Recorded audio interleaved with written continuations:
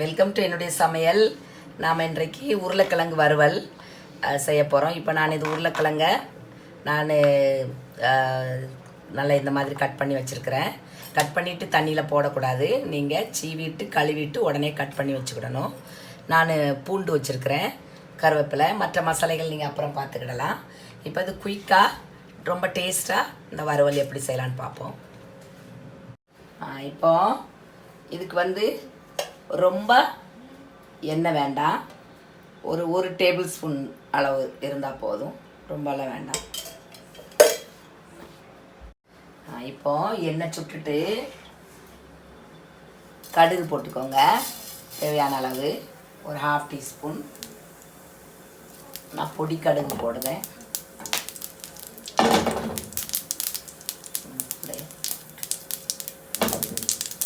கடுகு எல்லாம் நல்லாயிருக்கும். சீரகம் போட்டுக்கோங்க, ஒரு 1/4 டீஸ்பூன் சீரகம்.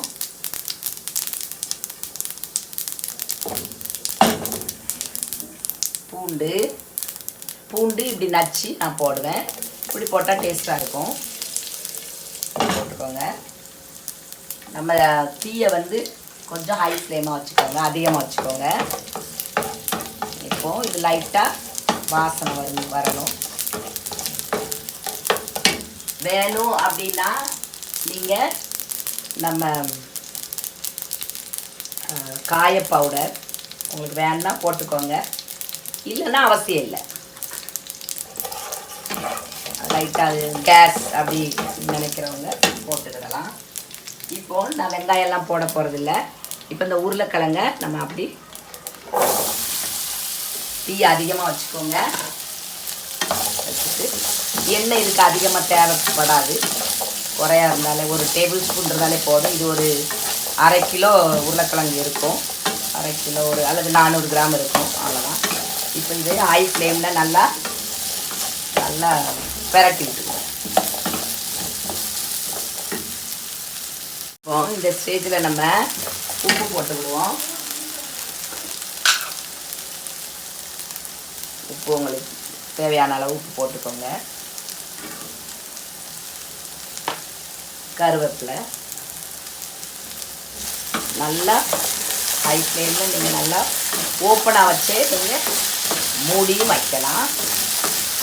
நீங்கள் என்ன பண்ணணும், ஓப்பனாக வச்சா இன்னும் நல்லாயிருக்கும், இன்னும் கிறிஸ்பியாக இருக்கும். மூடி வச்சு பண்ணிங்கன்னா கொஞ்சம் நம்ம அதாவது முடியும் போது கொஞ்சம் திறந்து வச்சு நீங்கள் கிளறி விட்டிங்கன்னா ஒரு 1 மினிட் கிளறி விட்டிங்கன்னா அது கொஞ்சம் லைட்டாக நல்லா கிறிஸ்பியாகும். இப்போது இதே மாதிரி நான் உருளைக்கிழங்கு வறுவல் நான் முதலையும் பண்ணியிருக்கிறேன். அதை நான் உங்களுக்கு லிங்க் கொடுக்குறேன், நீங்கள் பாருங்கள். அதுக்கு ஒரு தந்தூரி மசாலா போட்டு பண்ணியிருக்கிறேன். அது ரொம்ப டேஸ்ட்டாக இருக்கும்.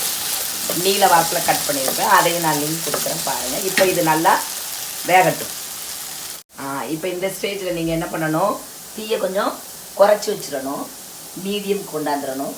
மீடியமுக்கும் கொஞ்சம் கம்மியாக, இது ஸ்லோ ஃபயரில், அதாவது ஸ்லோக்கும் அதிகமாக மீடியம் கொஞ்சம் குறைவாக கொண்டாந்து இது வேக வைக்கணும்.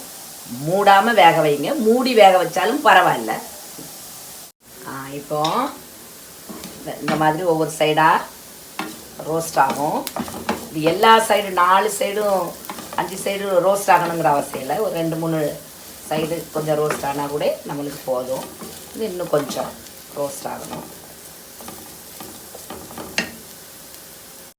இப்போது இது ஆயிட்டு இப்போ என்ன இந்த ஸ்டேஜில் நீங்கள் என்ன பண்ணுங்கள், சில்லி பவுடர், நம்ம வத்தல் தூள், காரத்துக்கு ஏற்ப உங்களுக்கு எவ்வளோ காரம் தேவையோ.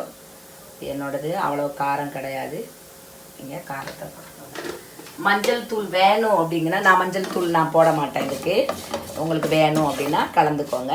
இது கலந்துட்டு ஒரு 1 நிமிஷம் இந்த பவுடரோடு சேர்த்து நீங்கள் வேக விடணும். அதாவது கொஞ்சம் நல்லா கிறிஸ்பாக ஆகும். ஒரு 1 நிமிஷம் இருந்துக்கலாம். இப்போ இது ரெடி ஆகிட்டு லைட்டாக நல்லா ஓரளவு கிறிஸ்பாக ஆகணும், அவ்வளோதான். இப்போ நம்ம சர்வ் பண்ணிடுவோம். இது ரொம்ப டேஸ்ட்டாக இருக்கும். தக்காளி சாதம், புலாவுக்கெல்லாம் ரொம்ப டேஸ்ட்டாக இருக்கும். தயிர் சாதம் எல்லாத்துக்கும் சூட்டாக இருக்கும். இந்த மாதிரி செய்து கொடுங்க. இதில் நீங்கள் சில்லி பவுடர் வேண்டான்னா கூட மிளகு கூட போட்டுக்கிடலாம்.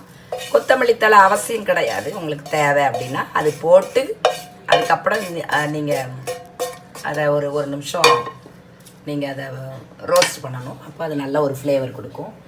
இது வரைக்கும் பார்த்ததுக்கும் ரொம்ப ரொம்ப நன்றி. ப்ளீஸ் சப்ஸ்கிரைப் பண்ணுங்கள். தேங்க்யூ ஸோ மச் ஃபார் வாட்சிங்.